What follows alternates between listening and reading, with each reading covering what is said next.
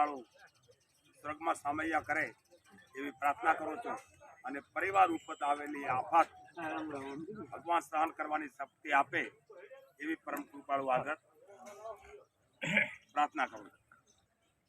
ખરેખર આ દુઃખદ પ્રસંગ છે. અત્યારે રાજકારણ ના હોય પણ હવે ચાલુ ઇલેક્શન છે, લોકસભાનું ઇલેક્શન ચાલી રહ્યું છે. ગેનીબેન આપણા ઉમેદવાર છે. ગેનીબેન આપણા ઉમેદવાર છે એટલું નહીં, આઝાદી મળ્યાને આપણને 75 વર્ષ થયા છે.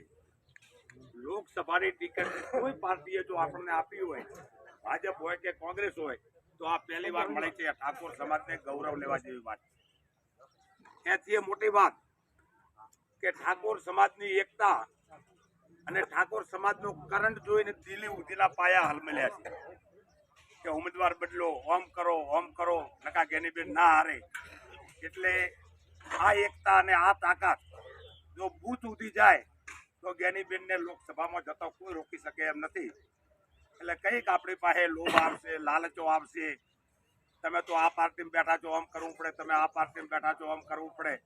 આપણે પાર્ટીઓથી પર જાય અને આપણા સમાજની બેન છે, આપણા સમાજની દીકરી છે અને આપણને તો પાર્ટીએ આવડું મોટું જવાબદારી સોંપી હોય તો ગેનીબેનને આપણે જીતાડીને દિલ્હી મેમ્બર ઓફ પાર્લામેન્ટની પ્લેટ લાગે.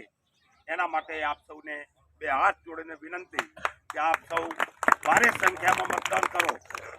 1 લાખ તો તમે વધારે છો અમેવાળાથી, અને બાકીના અન્ય સમાજો સાથે જોડાય અને 80% 90% મતદાન થાય તો આપણી ભવ્ય જીત થાય અને આખા ગુજરાતમાં ડંકો વાગે કે ઠાકોર સમાજની દીકરી મેમ્બર ઓફ પાર્લામેન્ટ બની અને દિલ્હીમાં ગઈ છે અને આપણો અવાજ બનશે, આપણને ઉપયોગી થશે, બધા સમાજોનું ઉત્થાન થશે.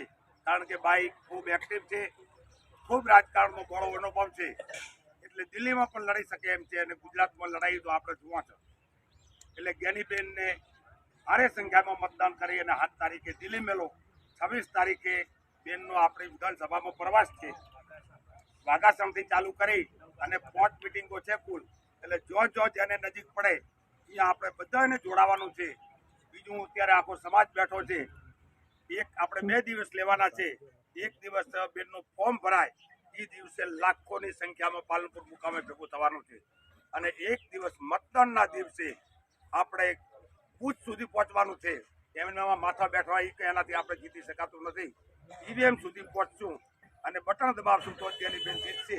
એટલે આપ સૌને ફરીથી 2 હાથ જોડીને વિનંતી કે ગેનીબેનને જીતાડો એવી આ તબક્કે પ્રાર્થના. રામ રામ.